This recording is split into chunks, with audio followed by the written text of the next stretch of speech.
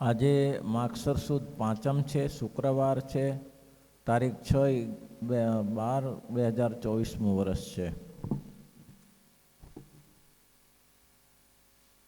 વચનામૃત 2-3 દિવસથી આપણે સત્સંગ કરીએ છીએ. 68મા વચનામૃત ઉપર વસ્તુ સીધી છે. મહારાજ કે 69 કારમાં મેં જગન્નાથપુરીમાં જગન્નાથજીની મૂર્તિ કરીને નિવાસ કરીને રહેતા હતા, અને મૂર્તિ તો કાષ્ટની હતી, પણ અમે એમાં રહીને પૂજારીનું ભક્તિભાવ છડકપટ તેને જોતા હતા.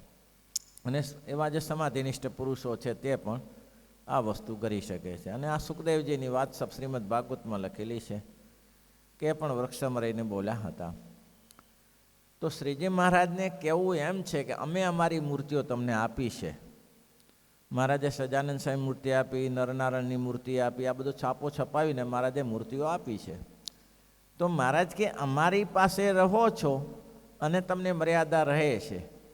અમારી પાસે રહ્યાથી મર્યાદા રહે છે, એવી મર્યાદા મૂર્તિની પાસે કેમ નથી રહેતી?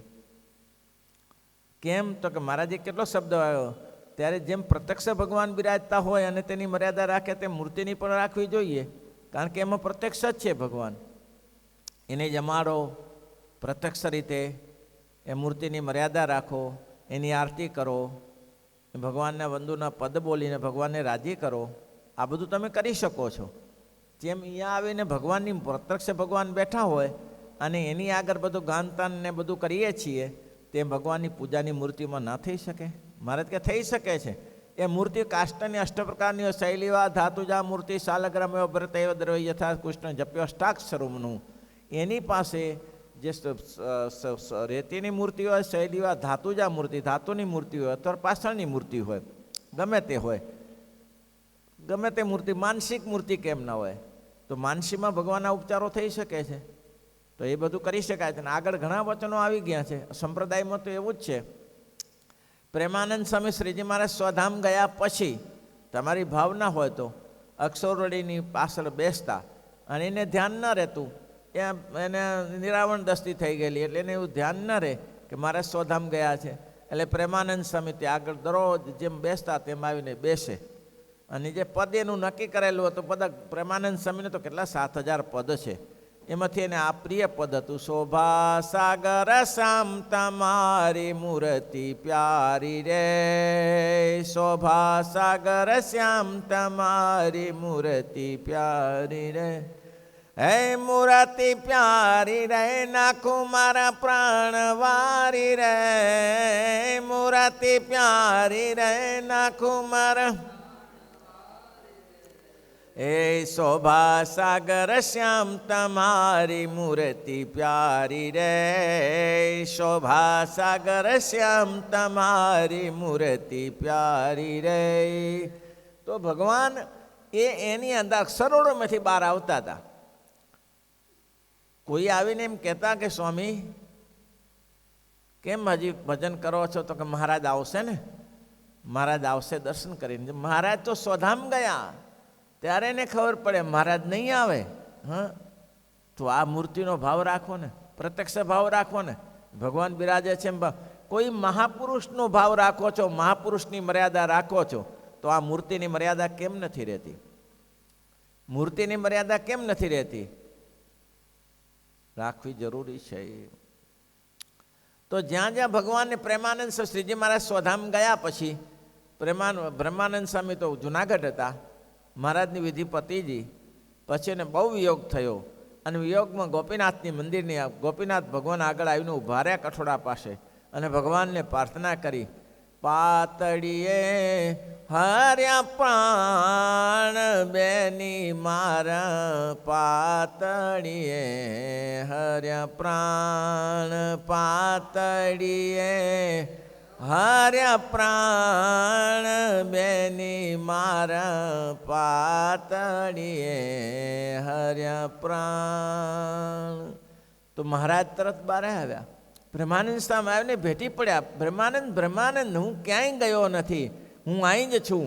અને મહારાજ એ ઉંબરો આજે બી ઉંદરો ચાંદીથી મટીને રાખ્યો છે, જ્યાં મહારાજ જ્યાં ઊભા હતા અને બ્રહ્માનંદ સ્વામીનો ભેટ થયો. તો ભગવાન તો પ્રત્યક્ષ છે, તમારી મર્યાદા હોવી જોઈએ. કાલે મેં કીધું હતું ને કે ટાંચડું મારે તો લોહી નીકળે, મૂર્તિમાં તો મૂર્તિ પાછળની હોય તો લોહી નીકળે?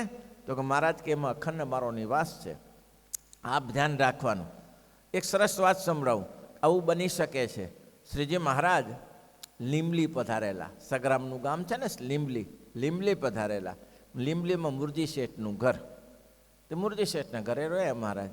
હવે તે દરમિયાન બન્યું શું, મુરજી શેઠને ઘરે મહારાજ આવ્યા એટલે આજુબાજુના ગામના બે પટેલિયાઓ, એને થયું કોઈ સ્વામિનારાયણને ભગવાન કહે છે, કોઈ કાંઈ કહે છે, કોઈ કાંઈ કહે છે.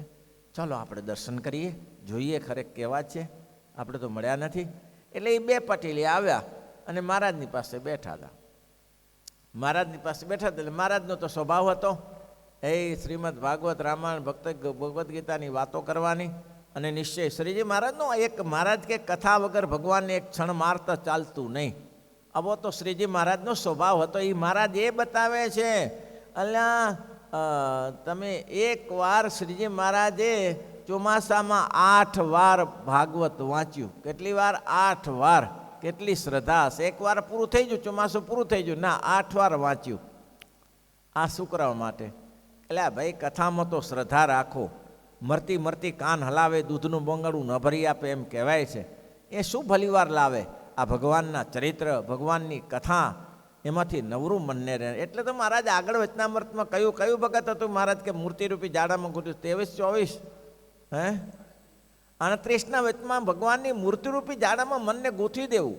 એક ગાયું ને બીજું ગાયું ને એક જોયું, એક મહારાજનું ચરિત્ર યાદ કર્યું, બીજું એ મૂર્તિરૂપી જાડામાં ગૂંથવી દેવું. ભગવાનની મૂર્તિ રસરૂપ છે. વાલાએ તો રસના ચાખણ હાર કે છાસ્તે નવ પિયે રે લોલ.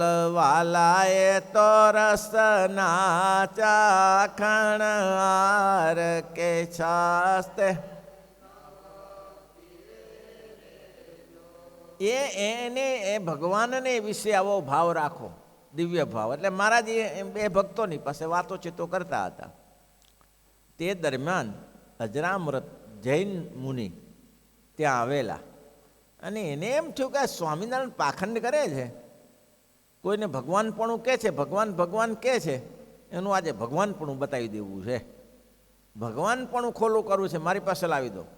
એટલે એને ભીમજી શેઠને, ખીમજી શેઠને, તલક શેઠને ને ચાંપસી શેઠને, આ 4 જણાને બોલાયા. એ આગેવાન હશે લીંબડીના સત્સંગી જૈન મુનિઓમાં. એટલે જૈન મુનિ એને ચારેને બોલાવીને કહ્યું, જુઓ સ્વામિનારાયણ ભગવાન આવ્યા છે અને મુરજી વાણિયાને ઘેર છે, મુરજીભાઈને ઘેર છે, તમે એને બોલાવી લાવો. તો કે કેમ?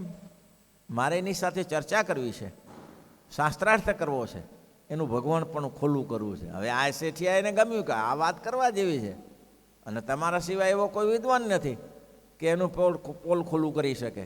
તમે જે કહેવા છો કે એને ગાભા કાઢી નાખો એવા છો. તો કે સારું. એટલે 4 શેઠિયા ઉપડ્યા ધોતિયાના છેડા પકડીને. તો વાણિયા લાંબા ધોતિયા રાખે ને પાછા, છેડા પકડીને પહોંચ્યા. અને મહારાજ તે પેલા 2 ભક્તોની આગળ વાતો કરે છે, 2 ગામથી 12 ગામથી આવેલા એની જોડે વાતોચીતો ચાલે છે. તે દરમિયાન આ 4 શેઠિયાઓ આવ્યા. ચાંપતી શેઠજી, ખીમજી શેઠ, ભીમજી શેઠ, તલક્ષી શેઠ આવ્યા. સ્વામિનારાયણ ભગવાનને કહ્યું, સ્વામિનારાયણ ભગવાન? તો કે હા, અમારા જૈન મુનિ અહીંયા આવ્યા છે. હા, એ તો આવે જ ને કે જૈન મુનિ. હા, જૈન મુનિ તો જૈન મુનિ તો આવે જ ને, આ ગામ છે તો બધા આવે. ના એમ નહીં, તો એ બહુ વિદ્વાન છે. હા, તો જગતમાં કોઈ બધા ડડો જવું હોય, બધા કોઈ વિદ્વાન તો હોય જ ને ત્યારે. પણ તમને બોલાવે છે. હા, શું કામ હતું? કામ એ હતું કે તમે ભગવાન થઈને પૂજાઓ છો, એટલે તમારી સાથે શાસ્ત્રાર્થ કરવો છે. તો એ તમારે એ જોવા માગે છે કે તમે ભગવાન છો કે નહીં. ભગવાન કે તો તમે આવશો? મારે ક્યાં ચાલો ત્યારે 2 પટેલિયાને કીધું તમે ચાલો. લ્યો, પટેલિયાને મજા પડી ગઈ કે આપણે તો આ સ્વામિનારાયણ ભગવાન છે કે નહીં જોવા આવ્યા હતા. હવે આપણે તો ક્યાં શાસ્ત્ર વાંચ્યા છે, હવે ત્યાં બધું ખ્યાલો આવી જશે, ત્યાં જેવું હશું તેવું જણાશે.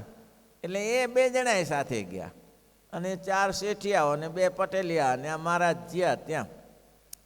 અજરામૃત મુનિએ જતાની સાથે જ પ્રશ્ન કર્યો કે સ્વામિનારાયણ, તમે આ જે ભગવાનપણાનો વેશ ભોજવો છો એનાથી ભગવાન થઈ જવાય? આ જગતમાં કોઈ રામલીલાનો વેશ ભજ્યો તો રામ થઈ જાય, કૃષ્ણ લીલા ભજવે તો કૃષ્ણ થઈ જાય, આવી રીતે ભગવાન થવાય? ત્યારે મહારાજ કે મુનિરાજ, હા, ભગવાન કેમ થવાય એ બતાવો, એ રીતે થઈએ. તમે જે રીતે ભગવાન થવાય એ રીતે બતાવો ને.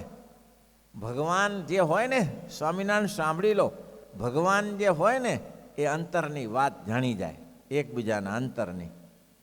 તો અમે આ 5 જણા બેઠા છીએ, ભીમજી શેઠ, ખીમજી શેઠ, તલક શેઠ, ચાંપસી શેઠ અને હું, 5 જણા છીએ. આ 5ના અંતરની વાત કરો તો માનીએ કે તમે ભગવાન છો. તો મહારાજ કે મુનિ, એ તો હું કહીશ તો ખરો, પણ તમને માન્યામાં નહીં આવે. કેમ? તો કે લોકો એમ જ કે સ્વામિનારાયણ કામટુમડ છે, જાદુગાર છે, તમે આ જ કરશો. એટલે તો કે આ રીતે તમારે છટકી જવાનું એમ ને? અજરામૂર્ત મુનિ કે આ રીતે તમારે છટકી જવાનું એમ ને? શંકાજામાં નહીં આવવાનું, એનાથી તમને છોડી દઈએ એમ? ના ના, એ તમને અંતરની વાત કહેવાની ના નથી પાડતો, પણ જુઓ, આ 2 પટેલિયાને હું ઓળખતો નથી, કયા ગામના છે કંઈ ઓળખતો નથી, અને તમે ઓળખતા નથી. ઓળખો છો? તો કે ના. આ 2માંથી કોઈને પસંદ કરો. ભગવાન તો શું ના ધારે, શું ના થઈ શકે, ભગવાન છે. આ 2માંથી પસંદ કરો. એમ એ તમને વાત કરે, તમારા અંતરની વાત કે. જૈનનું તો ઠીકરું ઠરીને ઠીકરું થઈ જાય. આ તો કે આ 2માંથી ગમે તે તમે પસંદ કરો, એમાંથી એક વાત કરશે. જૈનની આ ગજબ છે. પછી પેલા એક પટેલી હતા ને, ભોળા સરખા, એને કહ્યું કે આને કયો કે. મહારાજ કે પટેલ? તો કે જી મહારાજ. બોલો એના અંતરનું કયો. અરે મહારાજ, હું મારું ઠેકાણું પડતું નથી, મારા અંતરની કંઈ ભલીવાર નથી આવતી, તો એની ક્યાં વાત કરું. મહારાજ કે ના ના ના, અમે તમને કહીએ છીએ ને, હે, અમે તમને કહી છીએ, કયો એમ. તો કે મને શી ખબર પડે, આંખ બંધ કરો, આંખ વીંચી દો. અને એ પટેલે આંખ વીંચી દીધી અને પછી ચાલુ કર્યું તે એવું ચાલુ કર્યું. પેલા ભીમજી શેઠને પકડ્યા. ભીમજી શેઠ, મોટા થાવ છો, ધોતિયા પકડીને આગળ બેસો છો, જીવનનું તો ઠેકાણું છે નહીં. પેલી વાળંદની સ્ત્રી પાસે ખાનગીમાં જાઓ છો અને એને તમે હતવાર જઈને આવ્યા અને પૈસાનું નક્કી કરીને આવ્યા છો. અત્યાર સુધી રૂપિયો આપ્યો છે ને? બોલો. હવે આ તો ભારે થઈને સારું. અહીંયા મુનિ આગળ તો ઊંચા થઈને બેસતા હોય ને, આ તો હારો ભોપાળો ખોલો પડ્યો કે વાણંદની સ્ત્રીને ખાનગીમાં જાઓ છો અને એને પૈસાનું નક્કી કરીને આવ્યા છો, હજી સુધી પૈસા તમે આપ્યા નથી. અને ભાઈ ભીમજી શેઠને પેલાને તો ભીમજી શેઠને વાઢો તો લોહી ના નીકળે હો. આવું તો ખરાબ થઈ જાય ને. સારું, આ પોતાના મુનિની આગળ થઈને આવતા બધા આગળ થઈને બેસતા હોય. એટલે આ ભાઈ એમાં ભય તો પેલા અજરામૃતને લાગ્યો. સૌથી ભય તો એને લાગ્યો. કેમ એને ભય લાગ્યો? કે આનું કીધું એ મારું આવશે ત્યારે શું થશે? હા, બધા કહે સહી સલામત તો ના હોય ને ભાઈ. માનો છો કે બધા ચોખ્ખા જ હોય એમ? આપણે બધા એમ માની છીએ કે સહી સલામત છીએ, નિષ્કામ વર્તવાળા છીએ બધા? એવું ના હોય, લોચા બધે હોય. હા, જગતમાં એમ કહે છે ગામ હોય તો ઢેઢવાડો હોય અને ગામ હોય તો ઉકરડા હોય. એટલે બધું હોય ભાઈ. હા, ગામમાં હોય તો બધું હોઈ શકે. તો કે ભાઈ આવું છે. મુનિ મૂંઝાણા. પછી વાયો લીધો વારો મુનિનો ડાયરેક્ટ જ. પેલા પટેલિયાએ કે મુનિરાજ? તો કે હા, તમે મુનિ છો, મારેથી લાંબુ કહેવાય નહીં, પણ તમે અપસરાના ખૂણામાં જે હજાર રૂપિયા દાટ્યા છે એ તમારે શું કરવાનું છે? મુનિ થયા ને વળી 1000 રૂપિયા ખાનગીમાં દાટ્યા છે, એ દાન કરી દો તો હાચા મુનિ ગણાવો, બાકી આવી રીતે મુનિ ના થવાય. અલ્યા ભાઈ, આ તો ભારે થઈ હો. આ ભોપાળો એવો નીકળ્યો ને, ભારે થઈ. મુનિઓ પૈસા રાખવાના હોતા જ નથી, તો મુનિઓ પૈસા રાખીને તમે આવા મુનિ થઈ અને આ પૈસા સંગ્રહો છો, એ તો તમારા મુનિમાં લાંછન લાગે. કોઈ બોલે કે છે. પછી મહારાજ બધા આમ સપાટો થઈ ગયો ને. પછી મહારાજે કીધું, મુનિ, હવે અમે ભગવાન થઈને પૂજાય એમાં તમને વાંધો છે? હવે અમે ભગવાન થઈને પૂજાય એમાં વાંધો છે? મુનિ જો હરામ જો કંઈ બોલતા આવતા, જય સ્વામિનારાયણ થયા રવાના. ભગવાન તો ધારે કરી શકે, શું નથી કરી શકતા? ભગવાન સ્વામિનારાયણે શું નથી કર્યું? હજારોને સમાધિ કરાવ્યું ને ઘાસતા પૂરાની જેમ ખડકી દીધા કાલવાણીમાં. એ પુરુષોત્તમ નારાયણ છે. તો મહારાજ કે એમાં પ્રવેશ કરી શકતા હોય, જો હજારોની અંદર પ્રવેશ કરીને સમાધિ કરાવી શકતા હોય, તો એ પુરુષોત્તમ નારાયણને તમે એમ હાવ ભાજી મૂળામાં ગણી નાખો, એ કેમ થાય? ભગવાનની મૂર્તિ એને છે. એટલે ઘણા દ્રષ્ટાંતો છે કે ભગવાને પેલા લોભી એક સોની હતો, એને ઠાકોરજીનો માનસી કરતો હતો, અને માનસીમાં અને ઠાકોરજીને મગજ બનાવ્યો. એ મગજ બનાવીને એમ થયું કે મારે મગજ જમાડું. એ મગજ તો બનાવ્યો, હવે ખાંડ તો હવે જેટલો લોટ એટલો ખાંડ નાખવી પડે, ત્યાંને 1.5 ખાંડ નાખી દીધી મગજમાં. કે હા તો સારું મોંઘું પડી જાય ને, સારું કે આ 1.5 ખાંડ નાખે એટલે કાઢવા લાગ્યો. ભગવાન પ્રત્યક્ષ દર્શન આપને, મૂર્ખા આમ તો નથી ખવડાવતો, આમ તો ગળ્યું ખાવા દે, તારે શું તકલીફ પડે છે? તો એવા દ્રષ્ટાંતો ઘણાય છે, નથી? એટલે આ ભગવાન પ્રત્યક્ષ છે. અમદાવાદમાં નરનાળદેવનું મંદિર છે, નરનાળદેવનું મંદિર છે.